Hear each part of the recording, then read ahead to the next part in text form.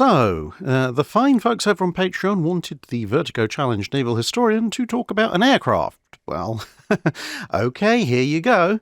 Their choice, as in case you somehow missed the title, is the legendary SBD Dauntless. And the good news is we don't have to spend the next hour and a half talking about its technical origins, as my good friend Rex over on the Rex's Hangar channel has already done that, link in the description. So we can speed run through all the pre-war stuff and then get on to what's really another speed run of the bit where the SBD makes lots of things go boom or glug glug or boom and then glug glug. Now, dive bombing in the US Navy goes back a reasonable way, at least in theory. Early experiments in the technique being done just after the end of World War I. But through the 1920s, the US Navy didn't actually have any dedicated dive bombers in squadron strength. The role was instead passed off to existing scout and recon aircraft such as the O-2U Corsair. And yes, you'll see a number of rather unoriginal names cropping up in World War II. However, towards the end of the decade, the whole technique was almost curtailed when the US Navy's pilots put their aircraft into increasingly steep dives to get better accuracy, but this resulted in bombs, which were mounted directly to the fuselage, then hitting either the fixed landing gear or the propellers of the aircraft that were releasing them. Luckily, after a short period of restriction, someone realized that if you attach the bomb to a swing-out frame, then you could dive at a steep angle and release the bomb far enough away from your aircraft to avoid being hit by your own ordnance. This, in turn, led to the introduction of true dive bombers in US Navy service, including the SBU Corsair, the Northrop BT, the Great Lakes BG, the SBC Helldiver, and the SB2U Vindicator. But when the second edition of 3 Northrop companies was taken over by Douglas, work on an improved version of the BT went with it. The third iteration of the Northrop Corporation would later be founded and then would eventually merge into Northrop Grumman, but going back to the 1930s, what had initially been designated as the XBT-2 had gradually morphed into a brand new aircraft as compared to the BT or the BT-1. It had fully retractable landing gear, brand new controls and control surfaces, which included, after some testing and experimentation, the characteristic perforated dive brakes, as well as a new and more powerful engine, and unusually, both stable handling when in a dive and at low speed, but this was accompanied with a surprising amount of agility for a 2-seat bomber once it had dispensed with its payload. And on that last note, the payload. It was capable of lifting just over 2,000 pounds of bombs at a stretch, although with a significant reduction in combat range and a somewhat questionable ability to get off a carrier's flight deck. But the new aircraft could theoretically, at least if it was based on land, haul as much or more as a number of twin-engine light and medium bombers of the period, although more typically it would be called on to carry a 1,000-pound bomb in the bombing role, or 1 or 2 500-pounders if it was in the scouting role, with additional smaller bombs like 100-pounders sometimes included in the scouting loadout. This was quite an achievement given that the dive bombers of other navies at the time were typically expected to haul around 250 to 550-pound bombs when they were operating against their own targets. Since the aircraft was so different from the BT and was now being accepted into US Navy service, it of course lost the X designation, and since it was now entirely produced by Douglas, it was completely relettered to SBD, which stood for Scout, Bomber, its 2 roles, and Douglas, the manufacturer. The lack of any number in this designation indicated that it was the first of aircraft of the type to be ordered from the Douglas Company, and the Douglas Company chose to grace the aircraft with the name of Dauntless, as they gave all their aircraft at the time a name beginning with D. An initial order was placed for a little over 100 aircraft, SBD-1s for the Marines ashore, and SBD-2s for the carriers. The numbers in this case coming after the hyphen rather than being part of the SBD designation, and thus indicating model type as opposed to type of that aircraft ordered from that particular manufacturer. The summer and autumn of 1940 saw the US Marine Corps and the US Navy, still at peace despite the war raging in Europe, receive their first production SBDs, with VB-2 aboard USS Lexington being the first carrier unit to be fully equipped with the type. By spring 1941, a new model, the SBD-3, was coming online. This included additional protection, additional armament, and additional fuel, all features found in the last versions of the SBD-2 to be manufactured after some mandated changes by the US Navy. But, with all of these adopted, the SBD-3 managed to restore the overall weight of the aircraft to about the same as the baseline -2 model by trimming weight from the airframe itself. Later on, there would be an SBD-4, which mostly sought to improve the electrical system, and then later on in World War II, you'd have the -5 and the -6 entering service with more power and heavier armament, but those wouldn't really come online until the turning point in the Pacific had well and truly been passed. And on land, there would be a parallel production of the type for the US Army Air Corps or Air Force, depending on the time period you're looking at, as the A-24, as well as obviously the Marines using them ashore as the SBD. But we're going to be focusing on the at-sea element for this video. By the time the US entered World War II, the US Navy's fleet carriers had adopted a standard loadout of 4 squadrons composed of 18 aircraft each. The VF, or Fighting Squadron, was equipped with F-4F Wildcats, the VT, or Torpedo Squadron, used the TBD Devastator, and the Dive Bombing and Scouting Squadrons, VB and VS respectively, used the Dauntless.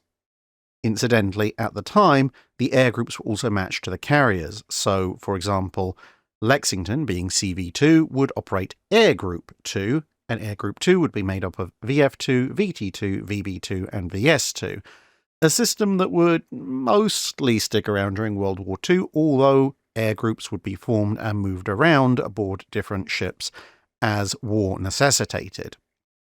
This setup meant that about half of all aircraft found on US fleet carriers were SBDs. I say roughly half because there were also spares to consider and the commander of the air group's aircraft to account for. Apart from being viewed as perhaps a little bit slow, the other main drawback of the SBD was that, partially to allow for the high stresses experienced when diving and pulling out of a dive, the Dauntless didn't come with folding wings, which meant the 36 or so aircraft aboard, in operational roles as opposed to spares, took up a fair bit of space, although at the start of the war, this lack of folding wings was a feature that was shared with the Wildcat, so it wasn't a unique problem. The first Dauntlesses to see combat were part of the air group of USS Enterprise, thus Air Group 6. Sent ahead of the ship on December 7, 1941, they arrived over Pearl Harbor in the middle of the Japanese attack. This attack was as much a surprise to them as it had been to the rest of the Pacific Fleet, and unfortunately the anti-aircraft gunners on the ground, who were just getting their feet under them, really weren't taking any chances with anything that flew. As far as they knew, there were no friendly aircraft in the sky, and moreover, unlike the P-40s, a few of which had gotten airborne, the Dauntless had a radial engine in common with all the Japanese aircraft. And so the scattered Dauntlesses were soon under attack from all angles. By the time the smoke cleared, 7 of them had been shot down or crash-landed, with a total of 8 aircrew lost, while other aircraft had been damaged and a number of aircrew wounded. Other SBDs present on that day, in the Marine squadrons ashore, were destroyed or damaged on the ground. In exchange, the Dauntless's own firepower, both in forward and tail guns, is usually credited with perhaps 2 kills, one from the forward guns and another from a tail gunner. It wasn't a particularly brilliant start, although surviving pilots did note with an air of superiority that Japanese Val dive bombers dove at a much shallower angle compared to their own. But the Dauntless would soon get some measure of revenge. On the 10th of December 1941, Enterprise's aircraft claimed the submarine I-70. And it would again be Enterprise that would launch the first counterattack of the war, more accurately a raid, in February 1942. This raid saw the first bombs dropped on Japanese-held soil, but did result in the loss of another 5 Dauntlesses, although they did a pretty good job of blowing things up despite enemy air opposition. The Dauntlesses of Enterprise, Yorktown and Lexington would then be heavily involved in subsequent raids, with VS-6 of Enterprise going through no less than 3 entire squadron-sized batches of SBDs in between combat losses, machinery and landing failures, and the aircraft that survived but were too badly damaged to be meaningfully repaired and were thus usually carted over the side. But the type's first major actions came in late April and early May 1942, first with the Doolittle raid, where the type primarily fulfilled their scouting role, and then at the Battle of the Coral Sea, where the air groups of Yorktown and Lexington attacked the carriers Shoho, Shikaku, and Zuikaku, Yorktown's aircraft having also hit a newly under-construction Japanese seaplane base at Tulagi shortly before the main battle itself.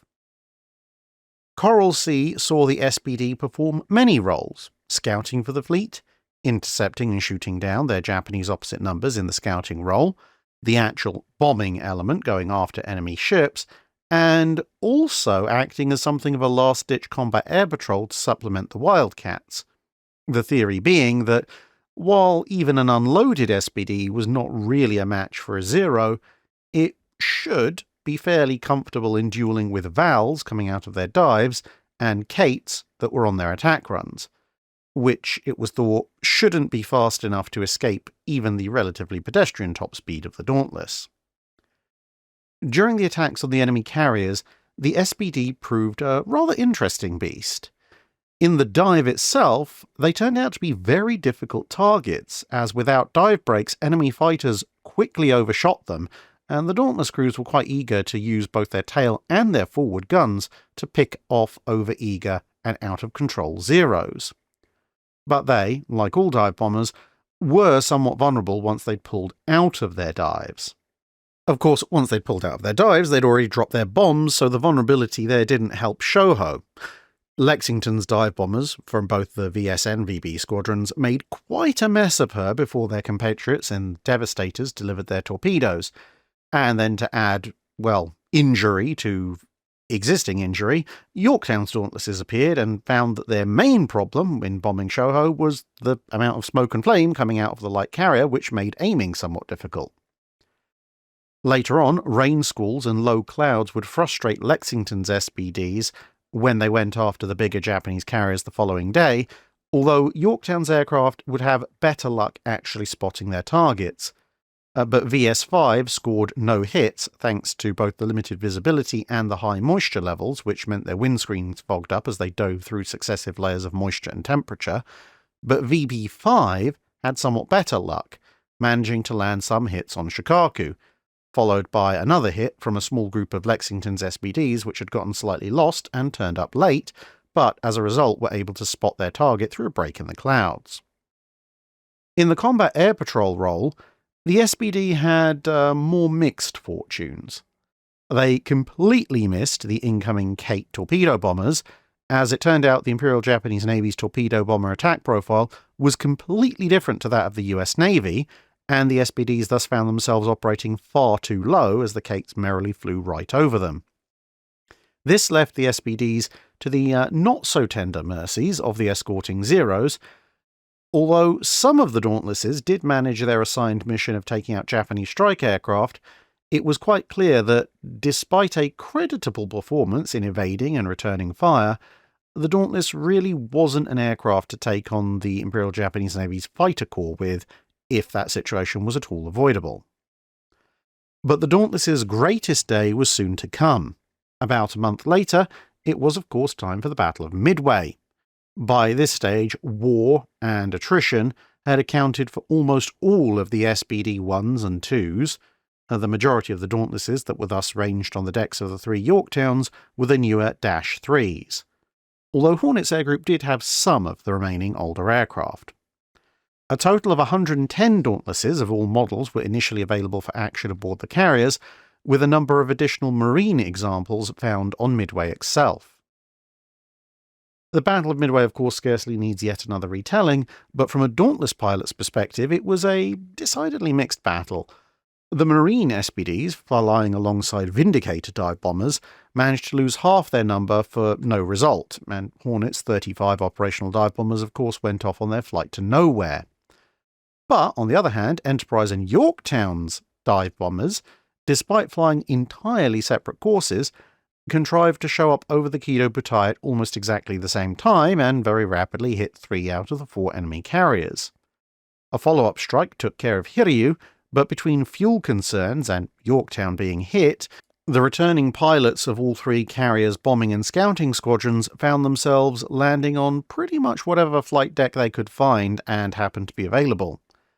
Ironically, this meant that despite combat and attritional losses, Enterprise in particular maintained almost a full complement of SBDs throughout the engagement and the subsequent sinking of the cruiser Mikuma, albeit that by the end of the battle her collection of Dauntlesses included examples from all 3 American carriers, and depending on which source you believe, almost or all of the VS and VB squadrons involved in the action.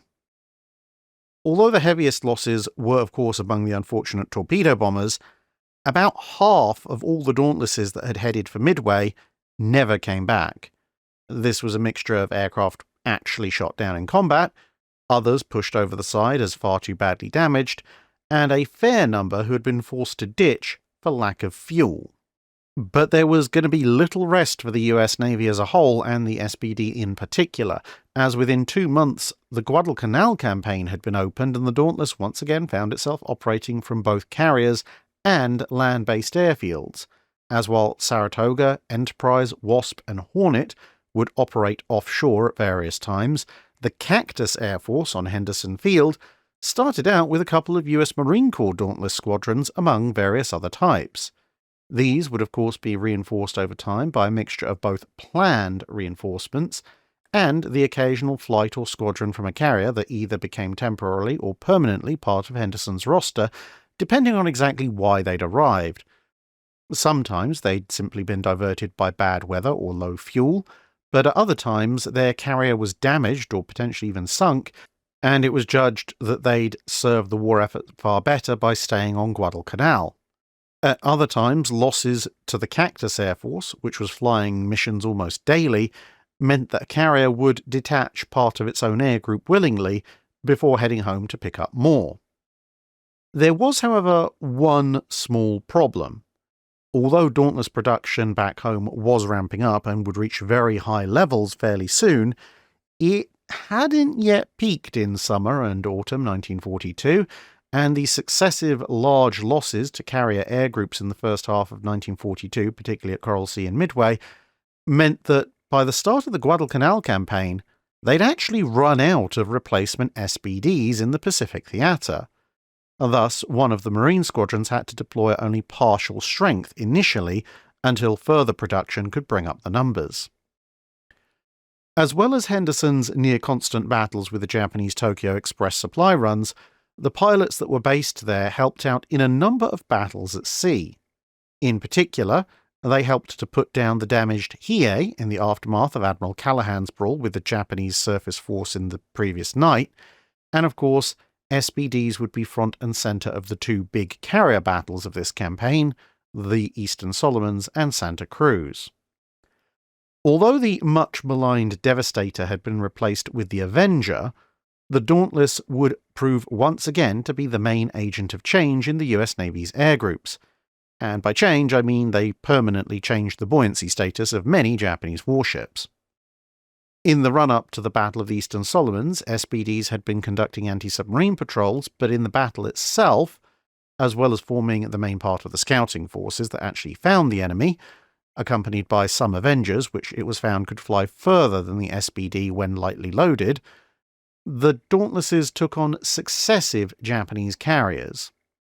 21 Dauntlesses cooperated with the Avengers to put down the Rugio, Two scouting Dauntlesses made a rather brave assault on Shikaku almost immediately after spotting it, coming within a whisker of scoring hits, and other aircraft had somewhat more success in the emergency combat air patrol role, particularly against their VAL opposite numbers. Still other dive bombers managed to badly damage or sink a number of other Japanese warships, although Enterprise was badly damaged in exchange. For the Dauntless in particular, though, the results of the battle were a somewhat welcome relief.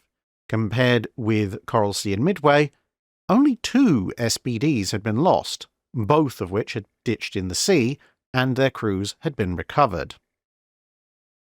Santa Cruz, though, would prove to be a much tougher engagement.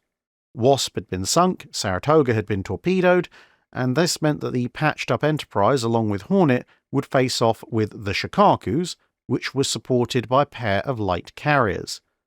Once again, scouting Dauntlesses opted to attack when they spotted a target rather than just report it, and this knocked Zuiho out of action before she could meaningfully contribute to the battle in any significant way. Another scouting SBD found and then rattled the cruiser Tone, and when some of them returned to find Hornet under attack, they simply found the nearest Japanese aircraft with the big red meatball on it and engaged them. At least one torpedo bomber on its attack run was the rather surprised victim of such a scout aircraft who found the Imperial Japanese Navy's interruption of his landing cycle most irritating. 27 Dauntlesses would be part of the main strike force that was then sent after the main Japanese carrier formation. Once more cloud cover concealed Zuikaku and left Shokaku exposed, and once more the latter would be a victim of the SBD's attention. Although the Imperial Japanese Navy's combat air patrol and anti-aircraft gunners would reap a toll, it wasn't enough to stop multiple bombs, leaving the big carrier somewhat dazed, partly shattered, and very definitely on fire. Returning pilots were greeted with a choice of landing on Hornet, which was listing and on fire, so probably not the best bet, or Enterprise, which was at least mostly level, but also resembled a Swiss cheese, with holes all over the flight deck, and the midships elevator stuck in the down position, which left the Dauntlesses with the unenviable task of flying in, seeing a big hole ahead of them in the flight deck, then pulling the nose up, so they knew it was still there, but now they couldn't see it, and then just hoping that they'd caught the first arrestor wire, which would bring them up just short, and then very carefully taxiing in a big arc around the elevator so that they didn't fall in. Somehow, all the returning aircraft managed this feat. One pilot emerged from his cockpit with a rather unlikely souvenir.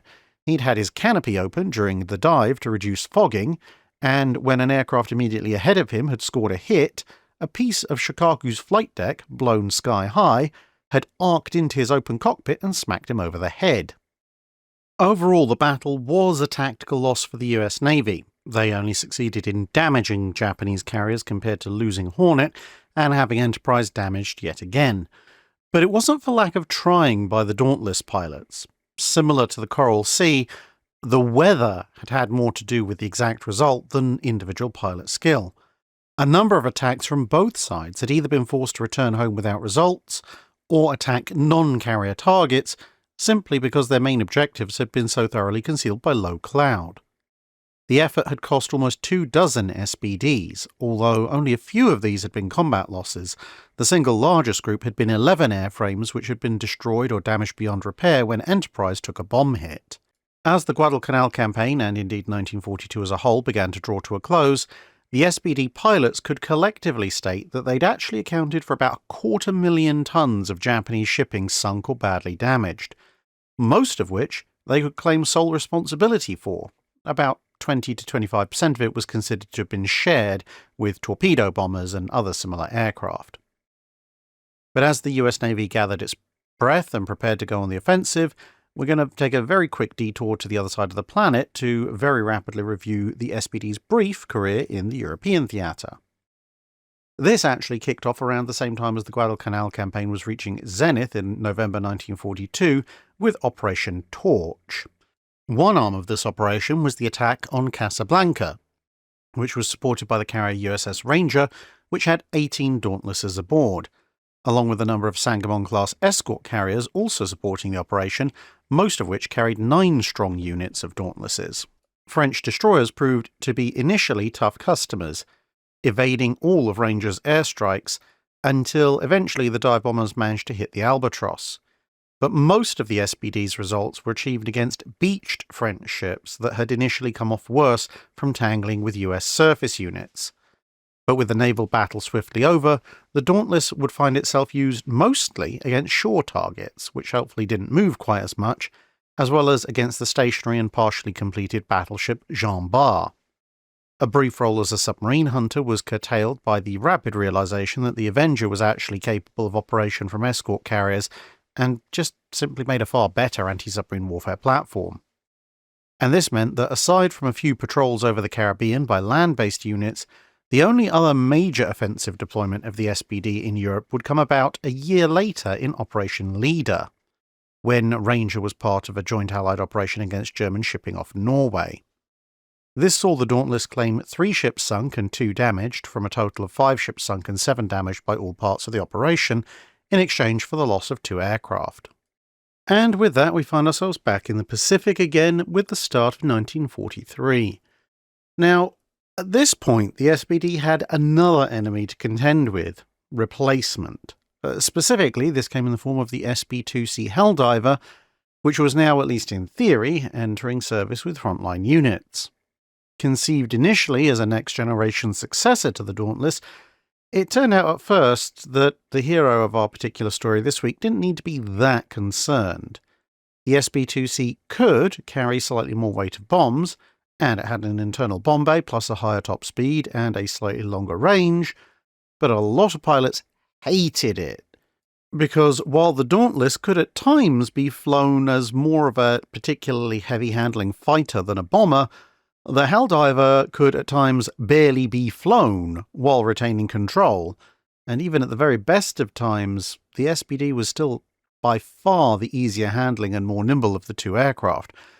Particularly when it came to handling, this was a quality which the US Navy's dive bomber pilots had come to value quite highly when dancing with Japanese fighters during various strike missions up to this point.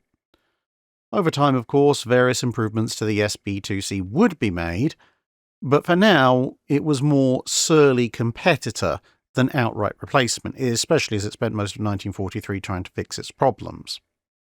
Henderson Field was, of course, still flying missions. The struggle for Guadalcanal itself would only really be fully resolved in the opening months of 1943, and then the fighting would almost immediately roll into the Greater Solomons campaign. And so SBD pilots there would be busy pretty much until US advances outstripped the operational range of their aircraft. The Japanese were building new airfields of their own in the Solomons, and so these became priority targets alongside the ships of the Tokyo Express, with land-based SBDs flying alongside their carrier-based siblings from the Saratoga, which had taken over from the Enterprise as the only US fleet carrier on the front line. In this, the land- and sea-based Dauntlesses were flying with increasingly diverging escorts. The carrier-based aircraft was still being escorted by the latest models of F-4F Wildcat, as the F-6F Hellcat wouldn't be making its combat debut until autumn of 43. But ashore, the F-4U Corsair had showed up in Marine squadrons in mid-February and proved quite a popular upgrade. It was during these offensive missions that the SBD pilots improvised an early form of napalm in an effort to better eliminate newly dug Japanese anti-aircraft positions.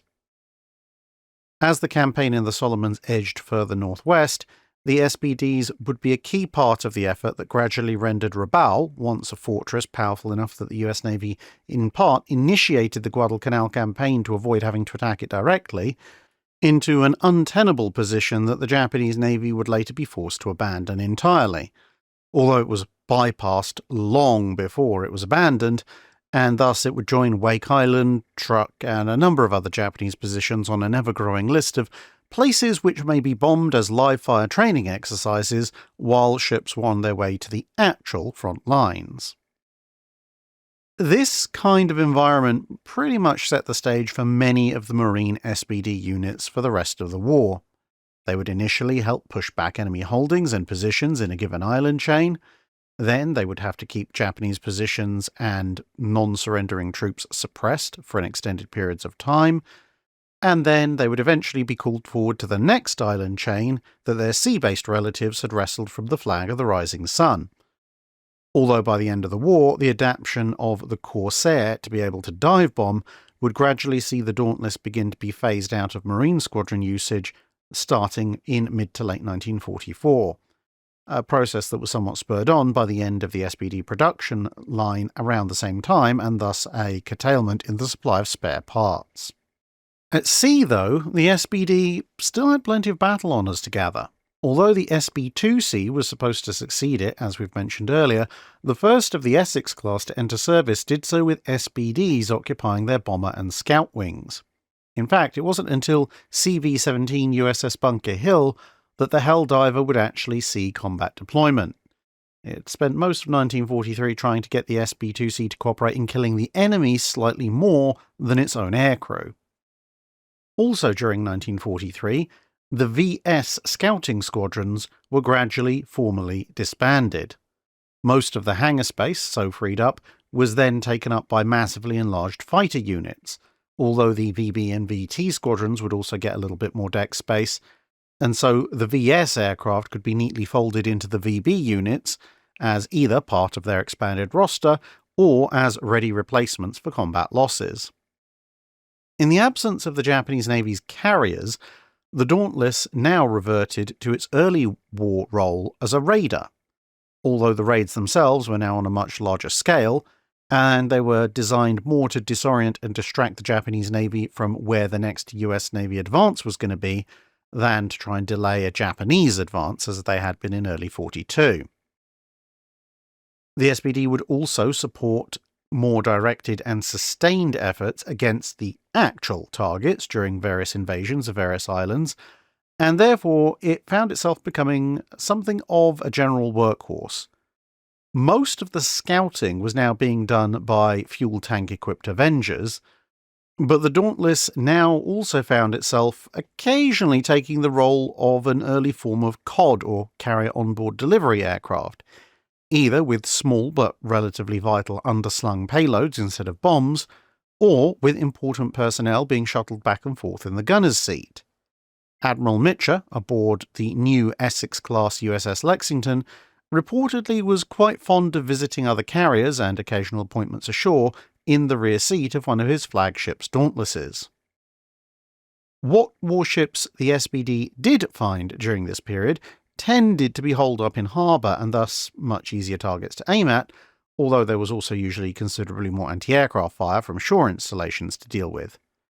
And at times this could devolve into something of a race, as the dive bombers tended to be first tasked to hit shore targets, while the Avengers were tasked with taking out ships, as their torpedoes made notoriously poor weapons for trying to sink airfields and bunkers.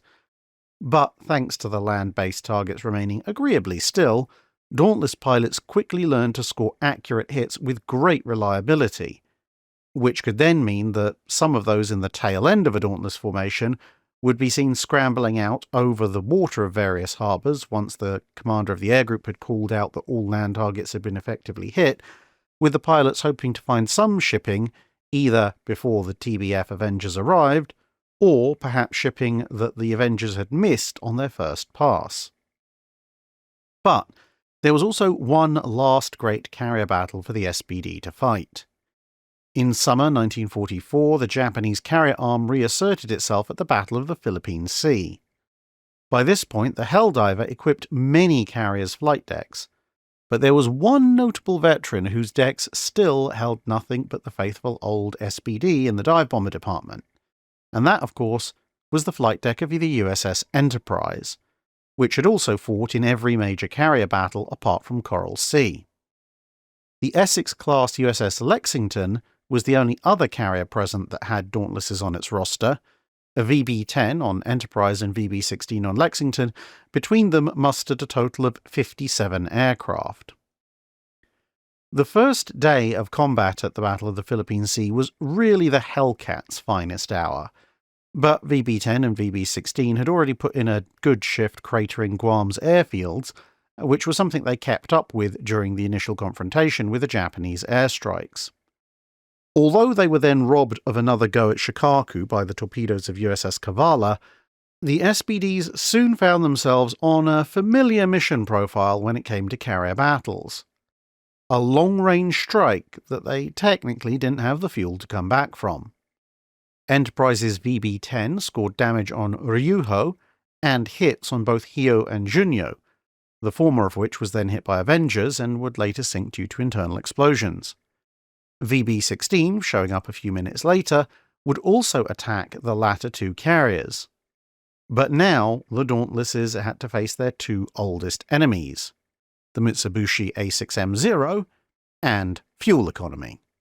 The former were mostly dealt with through a mixture of excellent flying, good shooting, and the judicious support of nearby Hellcats, but there was relatively little anyone but the pilots could do about the latter, other than set the most stingy fuel configurations they could think of once the enemy was behind them, and then hope. As aircraft from the big strike began ditching, the experienced pilots of VB-10 and VB-16 showed exactly why their hard-won knowledge was such an advantage to them. Some pilots manually set such lean fuel mixtures that they pretty much knew they were probably inflicting irreparable harm on their engines long term. But they balanced this against the fact that, well, dunking into the sea was a much more final fate for the entire airframe. Others ignored the official points at which they were supposed to switch from one fuel tank to another, instead letting the tanks run right down to empty, then down to fumes, with some even seen to be wiggling and bunting their aircraft a little bit in search of every last drop of fuel, letting their engines cough and splutter before finally switching to the next tank. All lessons that they'd learned, at great cost at such times, over the past few years. As a result, VB-10 only lost one aircraft to fuel starvation, and that was actually on the final part of its landing pattern when the engine seized up, allowing a nearby destroyer to quickly recover the aircrew. One of VB-16's pilots had a similar experience. His engine froze on final approach, and he splashed down just a couple of 100 feet short of his target flight deck. Another VB-16 Dauntless, that was more accurately described as a collection of holes held together with occasional bits of fuselage skin after a close call with Japanese anti-aircraft fire, managed to find a home on Enterprise after 5 other attempts to land on various ships had been waved off, only to see the engine finally give up and die while he was taxiing out of the way of other incoming aircraft. In total, of all the Dauntlesses launched that day, only 4 failed to make it home. 1 shot down over the Japanese fleet, and 3 that ran out of fuel, 2 of which we've already mentioned were within a hair's breadth of making it back onto deck. For an aircraft which, on paper, had a shorter range than some of those around it when everyone was loaded up for strike missions, the SBD had sustained the fewest losses to fuel starvation. The SB-2C, by contrast, was particularly badly affected. After accounting for those shoved over the side with too much battle damage to be worth repairing, only 10% of the Helldivers which had taken off were back on the carriers the next day. The day after Independence Day, 1944, the Dauntless would end up flying its last mission with the US Navy's fast carriers when Enterprise's VB-10 bombed Guam. Air Group 10 as a whole was due to rotate back to the US for a bit, and so they decided to give the rest of the fleet an impromptu air show on the way out. The last SBDs, to be found in operational frontline service, were with the Marine squadrons on the Philippines. They saw out that campaign and would then finish their war bombing bypassed targets back where the type's campaign had all begun, in the Solomon Islands. As the war concluded, there were still quite a few Dauntlesses flying, but the majority were now in training units, or sometimes operating under foreign colours, particularly with the French, who would continue to use the type for some years after the war. Post-war, some aircraft would be used in civilian roles, but as this slowly came to an end, the aircraft transitioned into its new role as a museum piece, although a number still remain airworthy in various collections and do occasionally fly. There are approximately, depending on your list of sources, 28 Dauntlesses known to still be around, covering every model from a lone SBD-1 that somehow survived the war, all the way through to the SBD-6. 4 of them are technically of the Army A-24 type, but the rest are actual full-fledged SBDs, with the museum ships USS Midway, Yorktown and Lexington all having examples aboard. For an aircraft that was rated by some as obsolete right after its first few missions in 1942, the Dauntless would certainly prove itself to be an invaluable asset for the Allies throughout World War II. It may have been slow, but it was most definitely deadly. That's it for this video. Thanks for watching. If you have a comment or suggestion for a ship to review, let us know in the comments below. Don't forget to comment on the pinned post for dry dock questions.